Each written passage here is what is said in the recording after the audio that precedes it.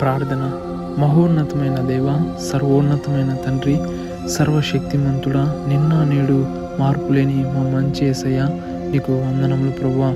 అనుదినము మీ కొత్త వాత్సల్యతతో మమ్మల్ని నడిపించి ఆదరిస్తున్న విధమును బట్టి వేలాది కృతజ్ఞతాస్తుతులు చెల్లించుకుంటున్నాం తండ్రి.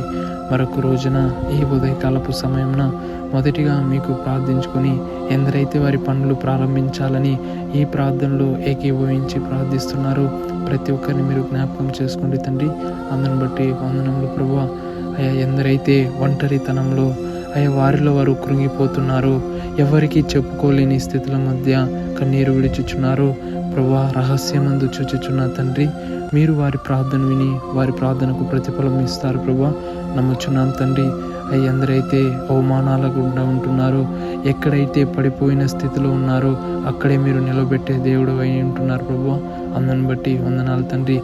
ఎందరైతే ఈ రోజులో రాకపోకలందు ఉంటున్నారో మీ మహాకృప తోడు నీడగా ఉంచు ప్రభువా. ఎందరైతే అప్పుల బాధలో ఉంటున్నారో, అందరూ అవమానకర రీతిలో చూస్తున్నారో, అయా నీవు అవమానంని రెట్టింపుని సంతోషంగా మార్చబోచున్నా తండ్రి. అందుని బట్టి వందనములు ప్రభువా. ఎందరైతే జాబ్స్ కొరకు వేచి ఉన్నారో ఆయా మంచి జాబ్ను వారి జీవితంలో దయచేయ ప్రభువా. వారి కుటుంబంను పోషించుకునే ధన్యతను దయచేయ తండ్రి. ఎందరైతే గర్భఫలం కొరకు వేచి చూస్తున్నారో ఆయా గర్భఫలము నీవిచ్చు బహుమానంగా వారికి దయచేయ ప్రభువా.